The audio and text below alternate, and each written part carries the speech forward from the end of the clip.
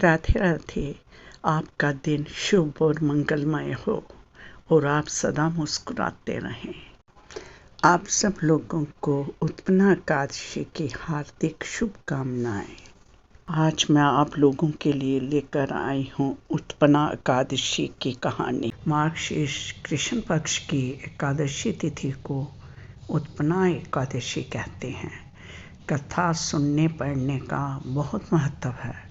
व्रत कथा का पाठ करने से सभी मनोकामनाएं पूरी होने की मान्यता है।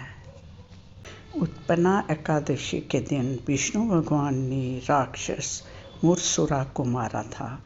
इसी दिन एकादशी माता की उत्पत्ति हुई थी, जिस वजह से इस एकादशी को उत्पन्ना एकादशी कहा जाता है।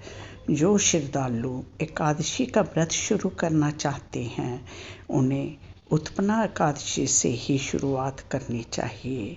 इस व्रत से अश्वमेध यज्ञ का पुण्य मिलता है।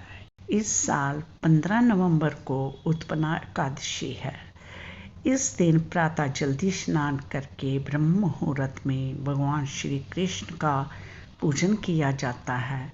इसके बाद विष्णु जी एवं एकादशी माता की आराधना करते हैं। दीपदान अन्नदान किया जाता है। इस दिन के लोग उपवास करते हैं। कथा सुनने पढ़ने का बहुत महत्व है।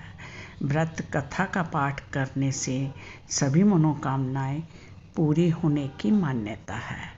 चलिए शुरू करते हैं कथा। सतयुग में मूर नाम का दैत्य उत्पन्न हुआ। वह बड़ा बलवान और भयानक था। इस प्रचंड दैत्य ने इंद्र, आदित्य, वसु, वायु, अग्नि आदि सभी देवताओं को पराजित करके भगा दिया। तब इंद्र सहित सभी देवताओं ने भयभीत होकर भगवान शिव से सारा वृत्तांत कहा और बोले, हे कैलाशपति, मूर दैत्य से भयभीत होकर सब देवता मृत्युलोक में फिर रहे हैं।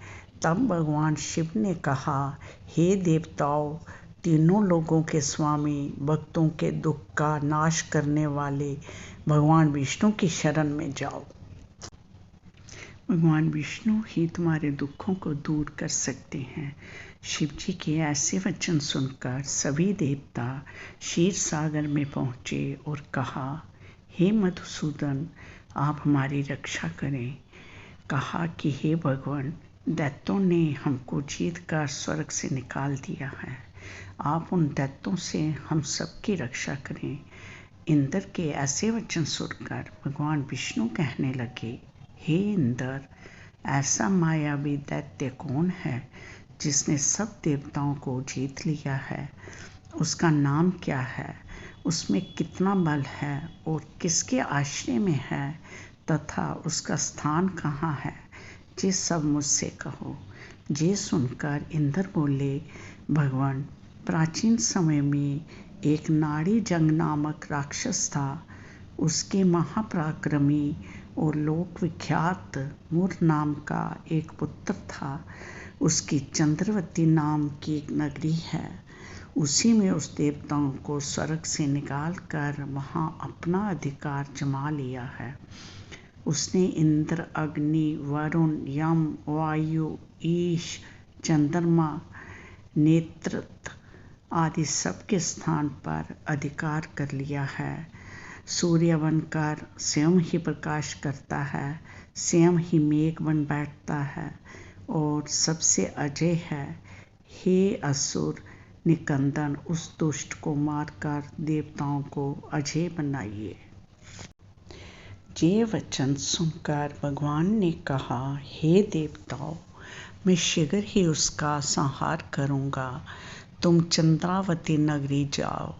इस प्रकार कहकर भगवान सहित सभी देवताओं ने चंद्रावती नगरी की ओर प्रस्थान किया। उस समय दैत्य मूर सेना सहित युद्ध भूमि में गरज रहा था।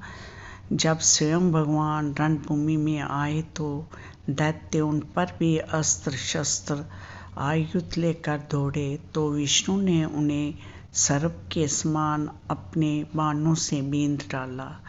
बहुत से दैत्य मारे गए। केवल सुर बचा रहा। वह अविचल भाव से भगवान के साथ युद्ध करता रहा। भगवान जो भी तीक्ष्ण बाण चलाते वह उसके लिए फूल सिद्ध होता। उसका शरीर छिन्न भिन्न हो गया, किंतु वह लगातार युद्ध कर रहा था। दोनों के बीच मल्ल युद्ध भी हुआ। 10,000 वर्ष तक उनका युद्ध चलता रहा, लेकिन सुर नहीं हारा। थक कर भगवान की बद्रिकाश्रम चले गए। वहाँ हेमवती नामक सुंदर गुफा थी। उसमें विश्राम करने के लिए भगवान उसके अंदर प्रवेश कर गए। ये गुफा 12 योजन लंबी थी और उसका एक ही द्वार था। विष्णु भगवान वहाँ योग निद्रा की गोद में सो गए। मोर भी पीछे पीछे आ गया और भगवान को सोया देखकर मारने को उद्यत हुआ। तभी भगवान विष्णु के शरीर से एक कन्या प्रकट हुई, जो बड़ी ही रूपवती, सौभाग्यशालिनी तथा दिव्य अस्त्र शस्त्रों से युक्त थी। वह भगवान के तेज के अंश से उत्पन्न हुई थी। उसका बल और पराक्रम महान था। मानवराज मुर ने उस कन्या को देखा। कन्या ने युद्ध का विचार करके दानव के साथ युद्ध के लिए याचना की। युद्ध छिड़ गया। कन्या सब प्रकार की युद्ध कला में निपुण थी। वह मुर नामक महान असुर उसके अहंकार मात्र से ही राख का ढेर हो गया। दानव के मारे जाने पर भगवान जाग उठे। उन्होंने दानव को धरती पर पड़ा देख पूछा, मेरा ये शत्रु अत्यंत उम्र और भयंकर था, किसने इसका वध किया है?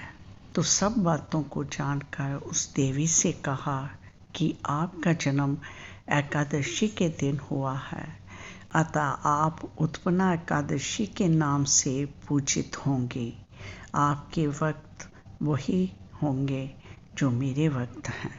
श्री भगवान ने कहा, कल्याणी, तुम्हारे इस कर्म से तीनों लोग मुनि और देवता आनंदित हुए हैं, अतः तुम्हारे मन में जैसी रुचि हो उसके अनुसार मुझसे कोई वर मांगो।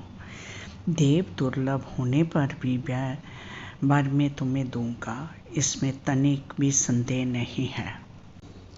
वह कन्या साक्षात एकादशी ही थी। उसने कहा, प्रभु, यदि आप प्रसन्न हैं तो मुझे आपकी कृपा से सब तीर्थों में प्रधान, समस्त विघ्नों का नाश करने वाली तथा सब प्रकार की सिद्धि देने वाली देवी हों। जनार्दन, जो लोग आप में भक्ति रखते हुए मेरे दिन को उपवास करेंगे, उन्हें सब प्रकार की सिद्धि प्राप्त हो। भगवान, जो लोग उपवास, नक्त अथवा एक भुक्त करके मेरे व्रत का पालन फिर करें, उन्हें आप धन, धर्म और मोक्ष प्रदान कीजिए। ऐसा वर पाकर महाव्रता एकादशी बहुत प्रसन्न हुई। दोनों पक्षों की एकादशी समान रूप से कल्याण करने वाली है। इसमें शुक्ल और कृष्ण का भेद नहीं करना चाहिए। यदि उदय काल में थोड़ी सी एकादशी, मध्य में पूरी द्वादशी और अंत में किंचित त्रयोदशी हो तो वह त्रिस्पर्शा एकादशी कहलाती है। वह भगवान को बहुत ही प्रिय है। यदि त्रिस्पर्शा एकादशी को उपवास कर लिया जाए तो 1 सहस्त्र एकादशी व्रतों का फल प्राप्त होता है, तथा इसी प्रकार द्वादशी में पारण करने पर सहस्त्र गुना फल पाना गया है। अष्टमी, एकादशी, षष्ठी, तृतीया, चतुर्दशी ये यदि पूर्ण तिथि से वृद्ध हो तो उनमें व्रत नहीं करना चाहिए। परिवर्तनी तिथि से युक्त होने पर ही इनको उपवास का विधान है। एकादशी के समान पाप नाशक व्रत दूसरा कोई नहीं है। राधे राधे।